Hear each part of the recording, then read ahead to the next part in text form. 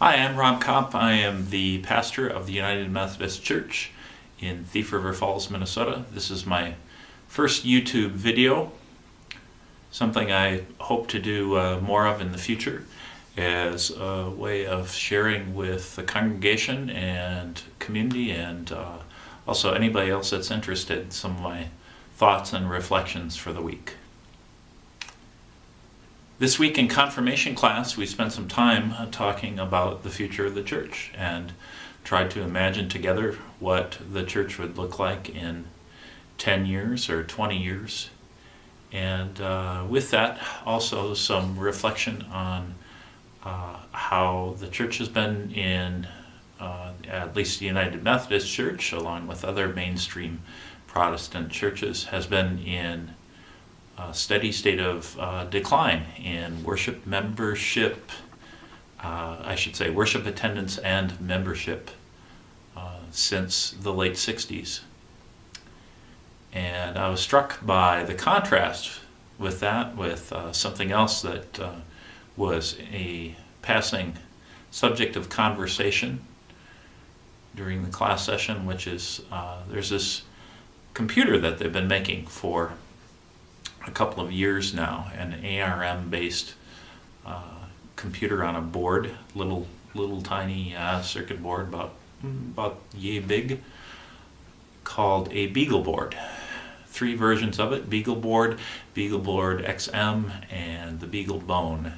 These are all ARM computers that are open source hardware, which is to say the entire design of the hardware is accessible. All the documentation is available for designing uses for this kind of mini computer. And likewise, the software that runs on the computer is also open source and freely available, and with many different options. Anyway, the point of contrast is that while we've been in kind of a slow decline in terms of community participation and involvement within the church, something like open source hardware and software has been in a state of significant growth. I have had some experience with open source software. I have a computer that runs Ubuntu Linux and have spent some time playing around with that. And so I know about the possibilities for what open source software can do, that it is a way that a community of developers can come up with a good idea, expand and grow that idea, and not get too bogged down by proprietary ownership. And so it creates possibility for just coming up with new and novel approaches, new ideas for how to make things work. And the nature of whatever the application is sort of forms the community, defines the community, and becomes a source of connection. This is interesting to me because I think church is not the only place that we experience connection to something greater than ourselves, which is to say, church is not the only place that we experience God, but that God comes to us in the many ways and forms that community can take up, particularly when it's community that's working for good.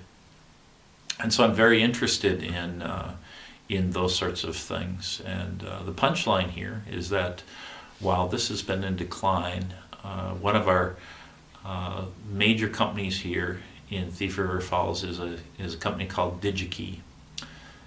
And DigiKey is the main distributor for the BeagleBoard. And they have not been able to keep that piece of hardware in stock. It has been bought up as soon as it becomes available, and particularly in China, there's been great demand for this open source hardware. And also a lot of interest and enthusiasm around other projects similar to this. There's another one called Raspberry Pi that the hardware hasn't been released yet, but there's a great deal of interest in what a cheap little computer, inexpensive I should say, little computer, what that can do. So I've been trying to think about how it is that the church needs to grow and adapt to the nature of changing community and how we can expand our connections. And so I've noticed that other churches dabble a bit in using Facebook or using the web or using blogs. I'm wondering if that can be expanded in some way and how that might play out in a place of relatively low population density like we have here in northwest Minnesota. And so while I'm primarily thinking about folks who live in the immediate community here in Thief River and around here, I'm also thinking about, well, are there other ways that we can form community centered on God and to be able to share and participate in that in some way using new media? And this video is an attempt to kind of crack the door open a little bit and just crack it open, see if it's a possibility for us, and if there would be a way that that this could reach people. I'm quite interested in being able to engage in conversation with folks. This isn't really a sermon per se that I'm engaging in. It's just kind of a session for thinking out loud and talking about the things that come up throughout the weeks and months, and for us to be able to engage in some sort of dialogue about that.